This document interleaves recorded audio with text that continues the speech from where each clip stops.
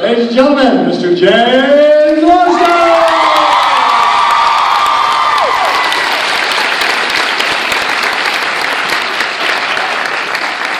It's good to be back in Orlando. Last time I was here, I was filming a horror movie on the Hulk ride before it opened, and Lisa Loeb kept telling me she was going to throw up on me on the next ride. So I'm a lot more relaxed.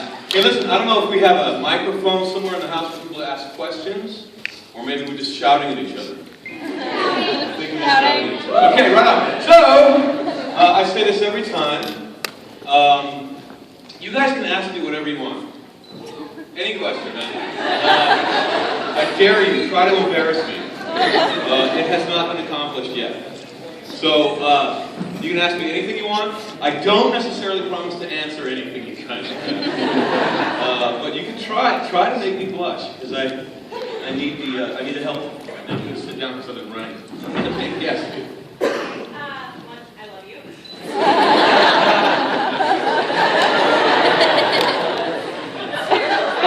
It never gets old, you know? Why does that never get old? I was wondering if you would sing for us.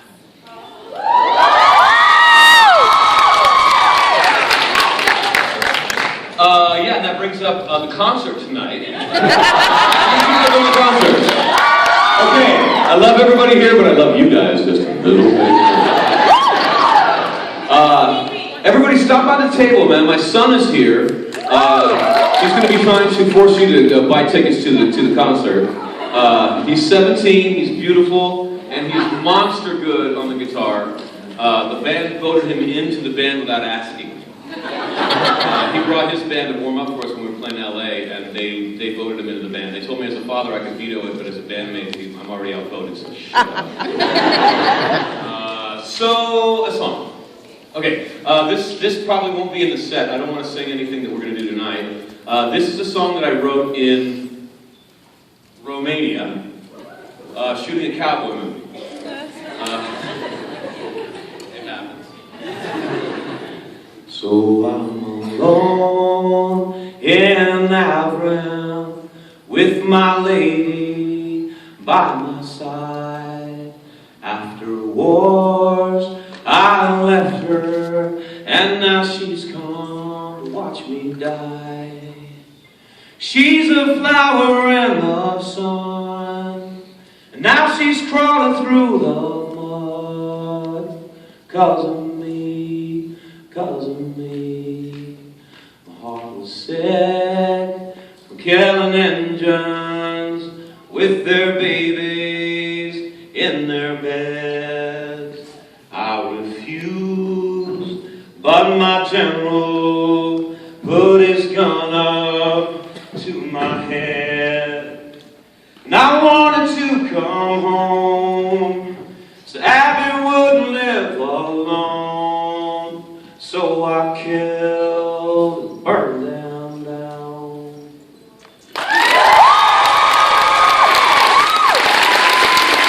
Now, we're not a country band. We play rock and roll, we play blues, we play pop rock, it's all radio friendly, but that I was playing a cowboy, and so that popped out of me. Yeah, Steve. Alright, first off, I'm going to give you a little bit of crap. Kathy Bates, so old, she was only 57 when she did P.S. I Love You. It's a better story the way I tell it. My question is, you have said you've had professional mime training. Can we either see a very windy day or being slowly encased in an invisible rock?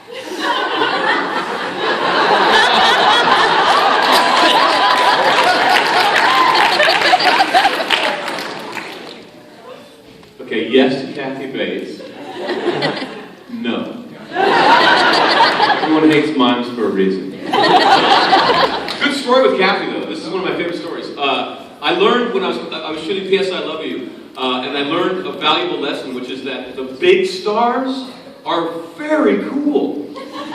Like, you know, TV people like me, like, we can't be fired, so if we get stroppy, they really don't tell you about it. So often TV people are like, hey, I'm Mr. Important Guy. How are you? But the really good actors are also working with the really good directors, and the really good directors do not want to put up with that. So the really good actors are like, what do you need? How can I help you? Yeah. And so I'm shooting with Kathy Bates, and she's 24 years old. And she has a 100-degree temperature all day. And they film her from the back of her head all day because we're filming Hilary Swank that day. And it took 11 hours for them to turn the camera around. In the last hour of filming, they turned around on Kathy for her close-up. And I thought, okay, here we go. This is an Academy Award winner, and she's going to have a few words for our director today. And the only thing that Kathy said was, we're waiting to go on, and she turns back to me. She's got the door handle onto the set. She turns back to me and goes, "Men from the boys, James. Men from the boys. Here we go." It's like, I'm falling in love right now, Kathy. Yeah. It's awesome. Yep, that's my Kathy Bates story. Yeah, Ben. How was your experience doing the audiobooks for the Harry Dresden Files? Right on. My experience doing the audiobooks for Dresden Files, that is both one of the most rewarding things I do and also one of the hardest. You know, like, one of my favorite things to do when I'm filming, my favorite part of the process normally is studying my lines in bed the night before. Because, like, that's when everything is would-be impossibility, and you can dream dreams and make your little plans, like how you think it's going to go tomorrow, and it never does. But acting for film, acting on stage is wonderful because nobody can tell you to stop. Once the curtain goes up, everyone loses control but the actors. We just go. But in film, you're constantly being interrupted. Cut! Oh, wait a minute, James. Okay, and go. Cut! You know, and there are people touching your face and fixing your collar and everything, and it gets freaky. So it's really like trying to do a job, any job you have, like if you're an electrician or whatever, but it's trying to do your job all day while someone is throwing gravel at your face. Like, it's not enough to send you to the doctor, but it makes you kind of like, you know, at some point you just want to go, stop it! So when you do books, no one really tells you to stop, and you just go for hours and hours, and that part is wonderful. But at the same time, when you're acting normally, you have help. You have people, you can stop talking at some point, and the other actor will start talking and start feeding you, and it's not so tiring. But when you're doing a book, you're just reading for like 9 hours with 20 minutes for lunch, and at the end of the day, I can't speak anymore. I come home, I'm like, honey, I've got nothing for you. Nothing. What's up? No, I don't do Spock anymore. For God's sake. Move on with my life. Move over. I'm not Spock. I'm James Marsters, for God's sake.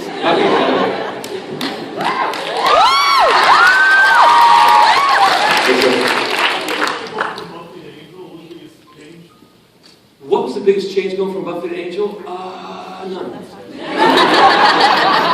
Sarah looked different. I was sleepy, so I wasn't sure. But no, I mean, it's the same actors, the same writers, the same directors, the same producers. It was, you know, it was a different set. You know, Angel. Okay, this is the big. Because here we go. Angel had less money, which was, from an actor standpoint, a gift from God. Because we were known as Buffy the Weekend Slayer. There were people in Los Angeles that refused to come work with us, both actors and crew, because normally a show will shoot 12 hours a day. No more, no less. But at 12 hours, you have to start paying the crew time and a half. After 14 to 16 hours, you have to pay them double. It goes into what they call golden time. But, so nobody goes over 12 hours. It's just too expensive. But on Buffy, Josh is like, quality over anything. And we would go 12, 14, 16, 20 hours a day.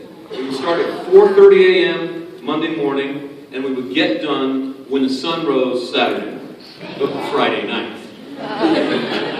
So we got burned pretty bad on Buffy. But Angel was like 12 hours an hour. You could set your clock by it. And then, you know, you're like 3, 2, 1. That's a wrap!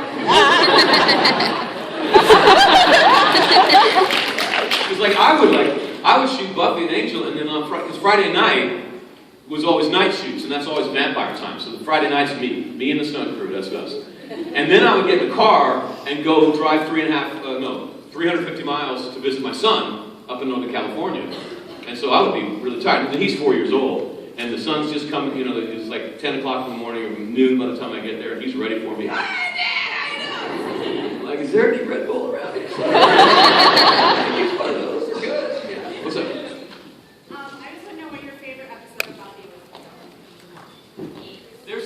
was. What's my favorite episode of Buffy? Wow. Season 2 through 6. You're all good, man. Wow. It's got to be the musical. Yeah! I like Dawn. But I have my own reason for that. The reason that it was my favorite episode is because we were all terrified. We had no faith in Joss Whedon.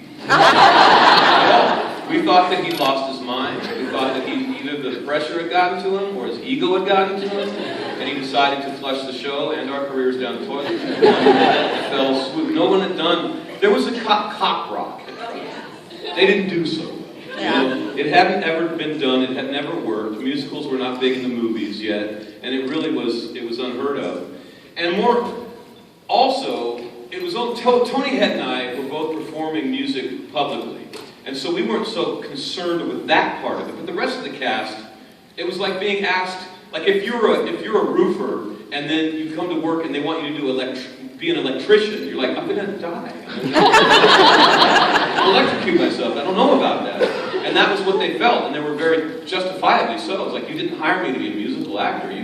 You know, just have me juggle chainsaws. It's safer for my career. Sing some! What? Sing some! See, I already sang. We didn't know your voice. So, yeah, Josh gave us a cassette tape of the songs instead of a script that week. And it was him and his wife singing the songs and playing the piano. Oh boy. And they weren't that very good at it. So the songs didn't really sound so great. And I came out of my trailer like, anybody else? You know, and everyone else was like... I came to find out that Josh was not, was going to have us do this. And we all tried to talk him out of it, and he wouldn't be talked out of it. And everyone started complaining and whining, and it got really bad. And then at some point, we all figured out that we were not going to get out of it. That it was surely going to fail, but we'd better try our best anyway.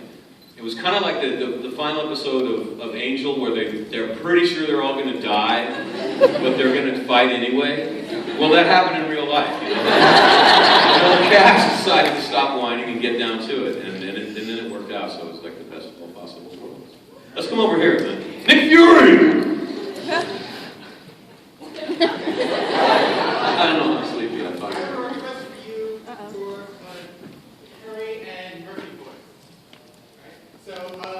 In Star Wars, right before Han gets frozen in carbonite, Leia says, I love you, and Han says, I know. And I want you to do that in Murphy and Harry's voice.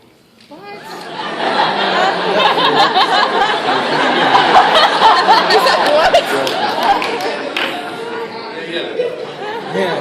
Yeah, I got that. I'm not ready for that. I love you. I know.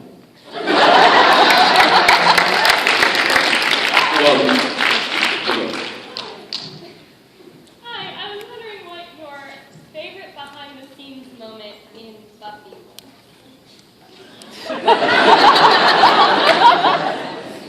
Okay, little caveat. I was boring behind the scenes. Like, I went to Joss one time and I'm like, why am I never in the gag reel? Like at the end of the year party, at the wrap party, there's always this really funny film of everyone goofing around, having such a great time together. And I'm never in those, Joss. What, you don't like me? And he's like, James, you're never in them because you are boring. Between takes. When I say cut, you do exactly the same thing you have done for years, which is you look down and make sure you're on your mark, you go down to your chair, and you start studying your lines again. You are the most boring person I've ever met in between the words cut and action. Between the words action and cut, it's like someone released you out of a cage. Everyone goes, what the? Yeah. So I kind of save it for the day. So behind the scenes would be about other people. Okay, here's a good one. I don't know if it's the best one, but it's a good one. Steve Tartaglia was Stunt Spike, and he was one of the premier Caucasian actor stuntmen in Asia before he came to the States and joined the show. And in Asia, they don't have things called laws.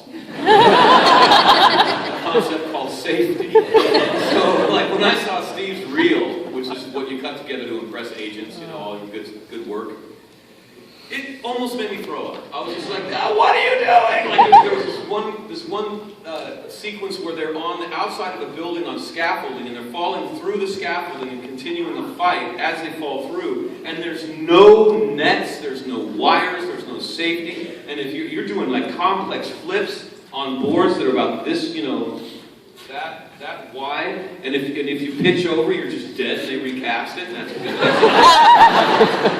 So Steve would do things that other stuntmen would quail at. They would literally be like, "He's crazy." So they had him on a 3-foot-story building, and he had to take it's called a medium fall. And he had to take a medium fall, and they only gave him a bush like that big to break his fall. And it wasn't designed. It's not a stunt bush, you know. It's a bush. And he was like, "Yeah, that's good, because I'm on grass. We're good. So let's go." And then because the camera needed it to move slightly, they moved the bush so that it was right on the curb. Oh. Right on the, like that. And, you know, just suicide. And you can see, and I saw Steve, they called Steve over and they pointed out, and he's like, okay.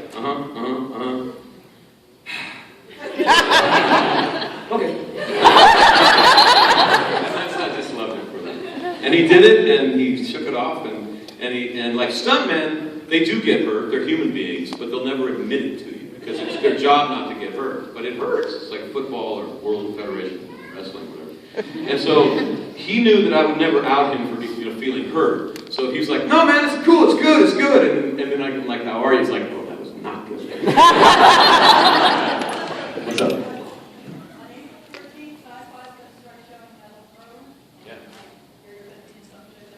Yeah. Check out Sci-Fi. Metal Hurlant or Hurlant. It's a European show that's a big hit all over Europe. It's all starring American actors, English-speaking scripts. I know, you'll forget it again. It's pointless to tell you. Metal, as in not wood. Hurlant, as in God knows. It is actually heavy metal, which was an awesomely twisted comic book that came out, and a really pretty cool movie that came out in the 80s. And it's a lot like the Twilight Zone episodes, which is like really good production values, really good actors, expensive actors, and really bad twisted endings for everyone involved. The first one I did, I'm doing one each season, but their seasons were 6 episodes long. They've done 2 seasons so far, so they have 12 episodes. Sci-Fi's bought it, and they're bringing it over. Yeah, because it's a different setup. It's completely different. And the first one is about an 18-year-old girl that wakes up in a bomb shelter, and her next-door neighbor is down there with her, and he says, "World War III started. The missiles have already been fired. I happen to have a bomb shelter, but I didn't have any time to explain this to you, so I just knocked you over the head and I dragged you down in here. Don't open the front door." And she's got to figure out if he's lying or not. And it's just a horrible ending. Just like, you're just like, "Oh, God." But not the way you'd expect. Yeah. What's up in the back? Angel? Valkyrie, sorry. In the 8 books of Smile Time, was it fun to fight the puppet? On Angel, how was it fighting the puppet? Yeah, man, I was actually beating myself up with the puppet. They couldn't get the puppeteers couldn't. They were in shock all the time because I was moving and thrashing around so much, and they were starting to feel like it was going to be hard to get that sequence. And I was like, "Just give me the sticks, man." That was awesome, you know. That episode, Smile Time, was written by the guy who wrote The Tick, Ben England. Yeah. Which is just bow down to The Tick. I love The Tick. For those who have not seen The Tick, it's an animated half-hour about mediocre superheroes. So I was waiting for the script all year, and it came out, and I was in one scene, and I'm like, "Ben, I'm funny, man. What is it?" He's like, "James, don't even worry. You're good. You're steal the show. Yeah, but it reminded me of another great moment on this. It wasn't behind the scenes, but this was one of my favorite moments of Buffy.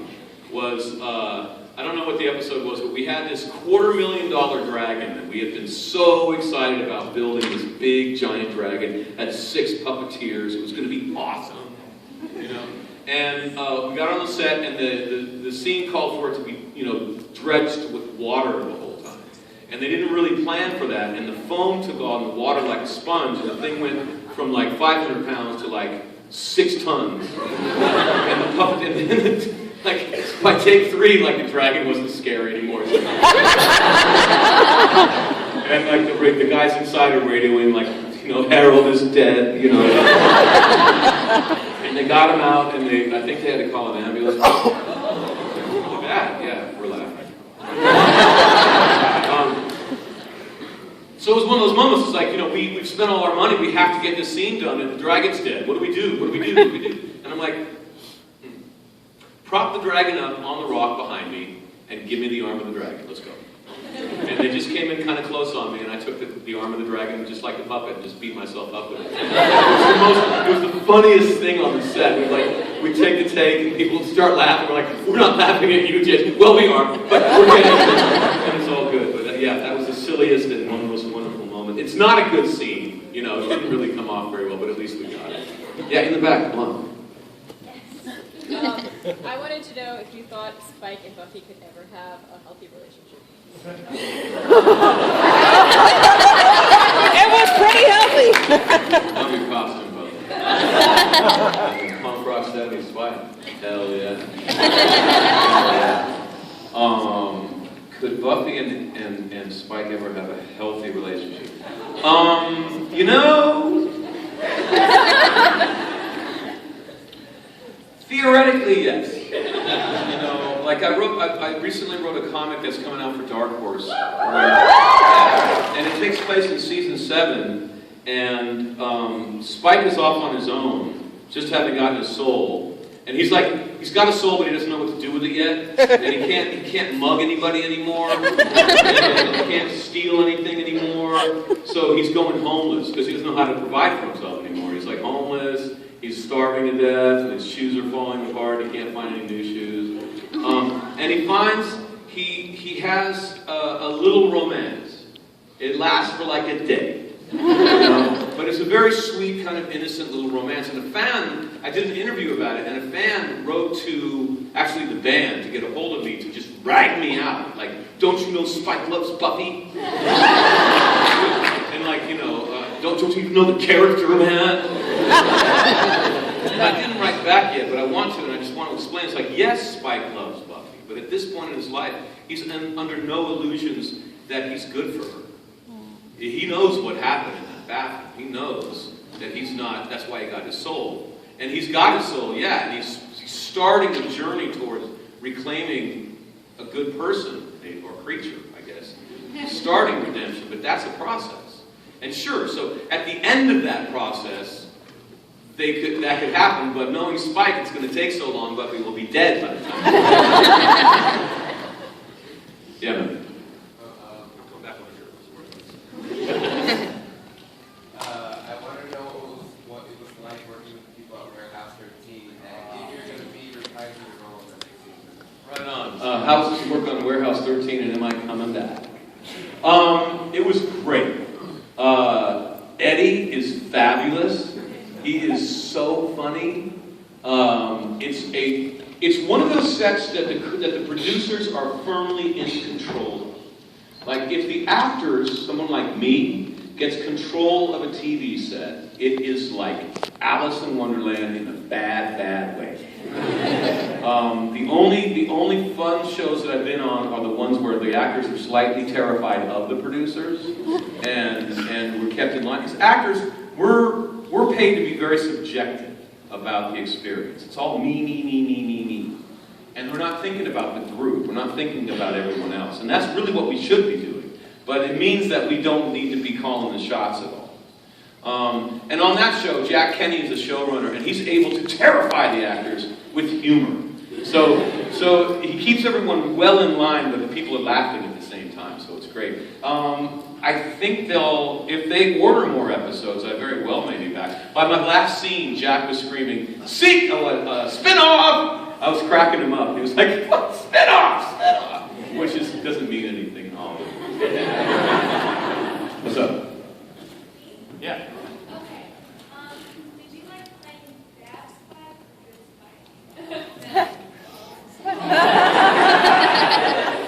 spike? Did I like playing bad spike or good spike? Definitely bad spike. I'm a gamer, and I a friend asked me, he was like, you're playing Infamous 2? Yeah, I'm playing Infamous 2. Are you playing good or bad? Well, I'm playing good. I like to be a nice guy. He's like, you idiot! We're both nice people in real life, man. Jesus, no one's getting hurt. Be bad. So I went home and I started the game again, and I just did the worst thing I could do at every point, and it was bad. And the same thing is true with acting. I mean, we all try to control our temper. We all try to not make that mistake and hurt people that don't deserve it. And we spend so much energy trying to be nice to each other, and it's just wonderful in a situation where no one's going to be hurt just to release all of the jerk inside. When you're a hero, you're always feeling guilty that you didn't do it better, or that you didn't save everyone, and you're always having to run from A to B to do it. So it's really tiring, and you have to dredge up guilt and everything. When you're a bad guy, you just lurk. You wait for the hero to come running by feeling guilty and sweating, and you pop him in the face, and then you go home. How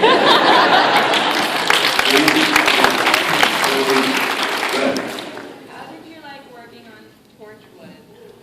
I hated that. I loved working on Torchwood, man. I had a theater company in Chicago and then in Seattle, and we were a subversive theater company. Subversion really has a bad name in art. Most people think that subversive artists are trying to make the audience pissed off or uncomfortable, which is not really true. It's just a byproduct of what we're trying to do. What subversion is trying to do is divest the audience of lies that we all get taught in childhood. Some of these lies are violence works, old people are boring, you can buy Christmas, and one of them is gay people can't be heroes. And Torchwood took after that unapologetically, like with a knife. And I was so proud. I was just like, baby! I remember I was doing an interview with the BBC, and they said, what do you think about the homophobic backlash against Torchwood? We have a backlash. We have a backlash!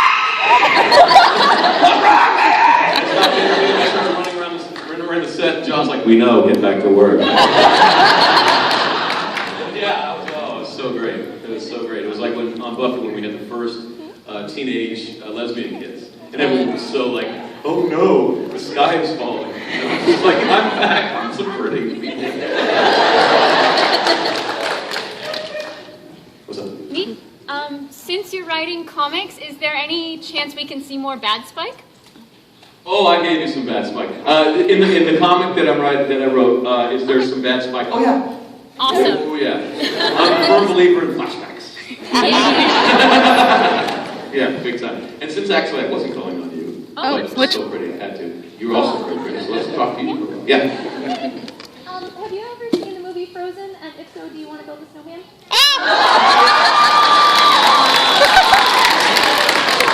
Yes, and I would love to. That was great. That was I like Frozen a lot. Did anyone see The Wind Rises? Yeah! That was one of the best animation features I've ever seen in my life. Everyone, it's Miyazaki. Yeah, the guy who did Spirited Away and Princess Mononoke and stuff. And everyone's like, the critics are like, this is a beautiful film, but I'm a little uncomfortable because they're romanticizing the creator of the Japanese Zero. When in fact, the film is saying the opposite. The film is saying, can we help ourselves from being creative?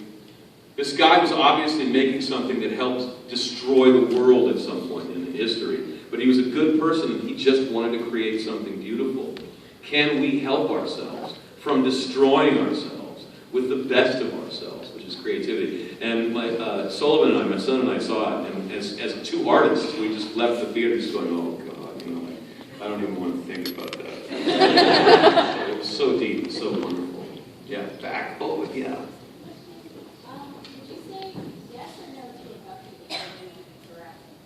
Would I say yes or no to a Buffy Angel movie?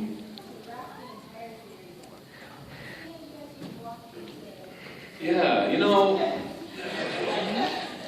this is the thing, you know, like there was a, we would always say, when is the Buffy movie going to get made? Because it took a while for the Star Trek movie to get made after the show came down. And they would all say, when do you think they're going to make the Buffy movie? And I'd be like, yeah, who do you think will play Spike when they finally do?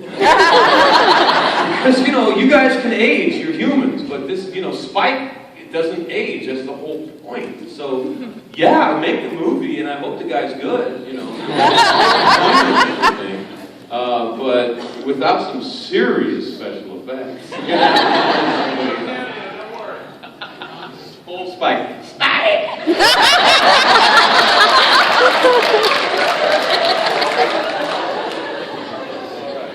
Yeah, what's up? What was it like coming back for the homecoming episode on Smallville? Yeah. It was nice to be back on Smallville. I thought they would never have me back again. My manager, Steve, got them to pay me the most that they'd ever paid a guest star in the history of the network, right? Which was great. But when they started having the other cast members play my character, I'm like, oh, you're saving money, aren't you now? It's a smart move, actually, you know, because they've got a really good cast and they don't have to pay me anything extra to do that. So they actually had me back. I was like, oh, thank you, one more time. But I kept asking Tom, when am I going to screw you over, man? And he's like, did you read the script? I'm like, actually, no. And he said, you know, you're a good guy, man. Just relax. You're a good guy now. Yeah, but that was fun. That was really good. It's a good, for a cast that is that beautiful, it's not even fair how nice they are. Like, you can't even hate them for being, you know, jerks. There's no out. They're just beautiful and nice and witty and charming. Horrible. What's up? My question is, what do you think of Shakespeare abridged? If you're Shakespeare. Shakespeare abridged? What, like still Shakespeare, but they cut it down? Or Shakespeare like it's not even... I'm actually very surprised you haven't seen it. It's 3 actors, and what they did was they took everything out of Shakespeare and made it fun. And they cut it down to little things. Oh. Well, look, man, I mean, humor has an acid test. If it's funny, so it's good. Yeah, and I love it. If it actually works, anything that can get me laughing and forgetting my troubles and woes, of which there are many. I'm just kidding. I would say I love it. You know, I mean, in general, I'm a purist when it comes to Shakespeare. But we all cut Shakespeare. Anytime I've done a Shakespeare play, we've cut some things out. Like that doesn't, like especially the humor. Actually, the humor.